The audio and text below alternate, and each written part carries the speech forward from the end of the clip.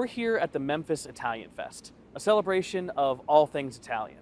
There's going to be food, games, food, music, food, crafts. Did I mention food? Because there's also going to be food. I'm really looking forward to this, so come on, let's go check it out. The first thing we did was take a moment to stop and talk with our adoring fans. I'm just kidding. We found an empty playground and played like children.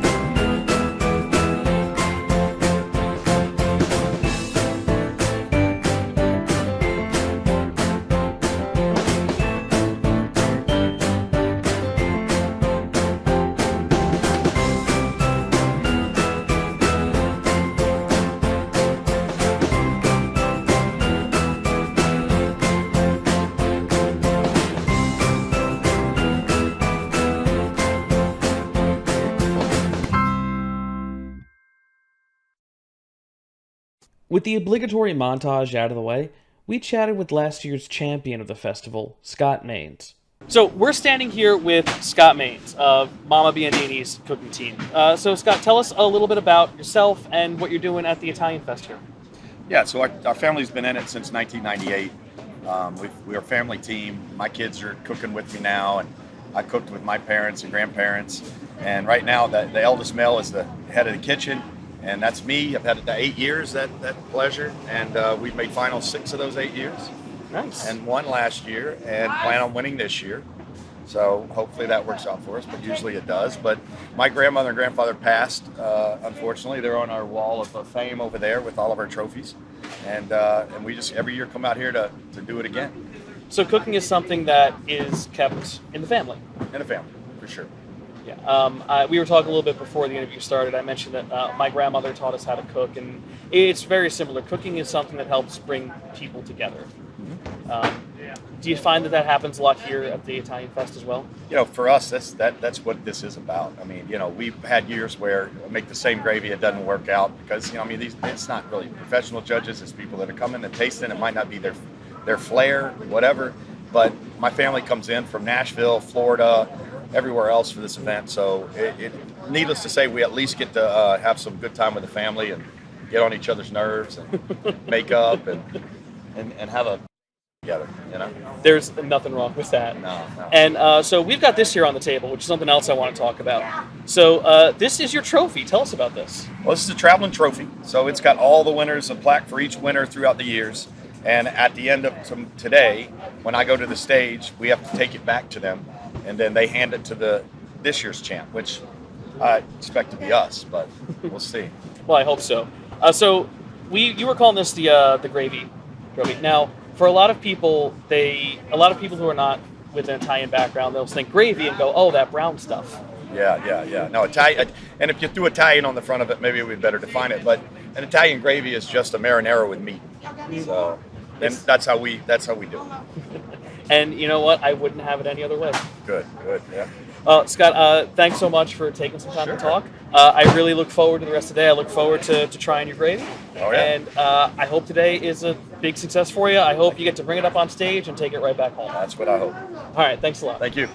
With more people piling in and the smell of food permeating the air, we decided to walk around and get a better feel of the festival. One of the downsides about the outdoor festivals is you have to use a porta potty. But these actually look pretty clean, so, you know, I'm okay with it. Oh my God! No! How is it up there? Oh God, no! No! Yeah, fine. After passing by some carnival games and a really fun-looking slide that tormented me from a distance, we ran into Eric Groff of Team Pasta La Vista, baby. The team itself is basically comprised of people from the early 20s to my wife and I, they're both in our 50s. But we've been able to grow the team this year up to 26 people, which has made it a lot easier for dues. It's made it a lot easier for work. We've got this new tent this year, so it's pretty neat. But the team itself is basically just a bunch of friends. I don't know if there's any Italian in our blood at all, but we all eat it, so hey. As somebody who does have a fair amount of Italian in his blood, which means half my blood is garlic, I think that as long as that sense of family is there, that sense of kinship and bonding over food, over drink, it counts. It really does. We are kind of a family in our own dysfunctional way, just like every other family. Blood or not, I mean, it's the people you care about and the people you want to take care of. It really is. I could not have said that better myself. And you guys have a wonderful setup here. I'm really proud of this. This is the best we've had yet. Yeah, it's comfortable. It's homey. I've been sitting in here for only a few minutes, but it feels like I could sit here all day. And I'm sure you guys wouldn't mind if I just sat here all day. Just don't lean on the fence. I honestly think that this is good advice for both fences and real life. Well, my wife and I have been married for 25 years, so we lean on each other. You do. That's just how it works. That's the way it works. That's the way it works. So, Eric, what is the one thing that you love to see here at the Italian Fest? The kids. Not the co-eds. I'm talking about the kids running around with their family. I enjoy watching the procession come by with the priests and they're blessing all the booths. I mean, that means something to me because all these different festivals we do. I mean, you go to Memphis in May, it's kind of like that, but it's a lot more adult, a lot harder, a lot more alcohol, and certainly we're all having our beverages.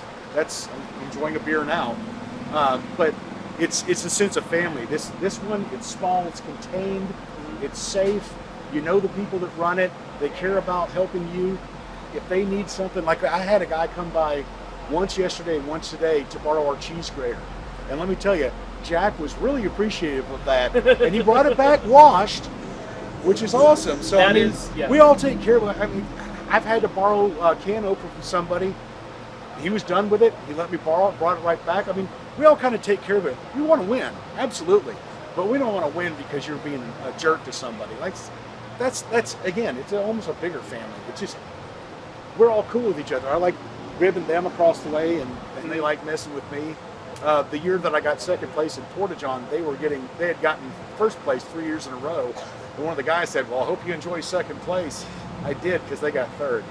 So it was a lot of fun, you know. I mean, we give each other crap about it, but we both care about our teams doing well and having fun and being safe. And there's nothing more family about that. My brother and sister and I, we express our love by making fun of each other constantly. If I don't make fun of you, I don't like you. And seeing that spill over to the festival here, it's comforting.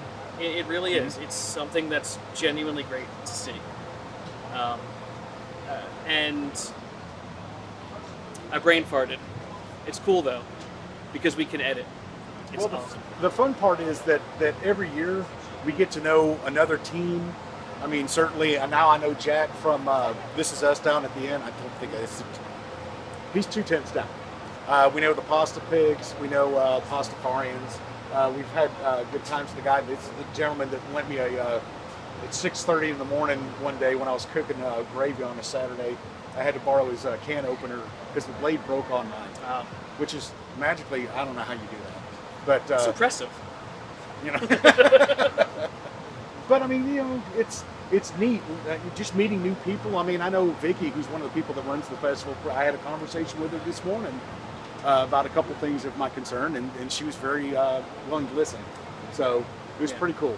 It's a very cool thing. Yeah, that's great, and it's great to see all the people out here, and it's great to see all the different people who have, be they Italian or not, taken such a shine to it. and bringing love to it, and it's Absolutely. genuinely great to see. Sure. Eric, thanks so much for taking the time to sit down. I really appreciate it. Again, you have a wonderful booth. I'm going to lay down here and just take a nap for the rest of the day. Okay, well, turn your head this way. I don't want your feet on the table. Put Oh, yeah, on the trash can. that's fair. And It's good for elevation, for the Yeah. ankles. Yeah, and I'm not going to lean on it. Better not. Okay. Thanks a lot. Thanks a lot, man. Before we left, Eric had one more thing to show us. The nicest porta potty setup I've ever seen.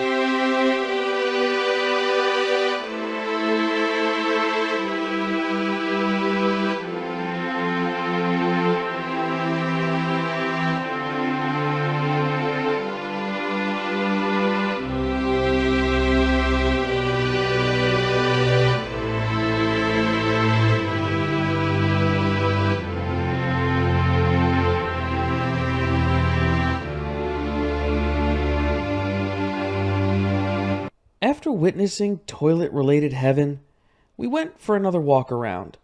That's when I noticed something. So fairs like to have these big, giant, bouncy castle things that adults never really get to play on.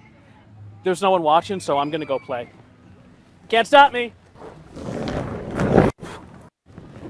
Nice. That one. Fun. And there's no adults to tell me not to do. Oh, they're coming. After evading the fun police and filming an impromptu episode of It Came from the International Market, stay tuned for that one, I wanted to do a little bit of shopping. So the fair here has everything, including a cigar stop. I went and got the finest cigar I could afford. After filling up on cigars and bocce ball, and nearly breaking our camera, we stopped by a booth that a lot of people on my team had really wanted to try. So we're standing here with Annie Heron, who does henna. Annie, tell us about that. Yeah, so I've been doing henna for about 15, 16 years now. I started off as something fun to do with my friend. She kind of wanted to start her own business, and she was like, hey, I need help doing henna at festivals. I think you're artistic, aren't you? And I was like, yeah. So she's like, take this cone and practice and send me pictures. So I did that. Next thing you know, I just started getting into it. I loved the art. I love all things art. Of course, I've been doing it my whole life. And it just grew on me.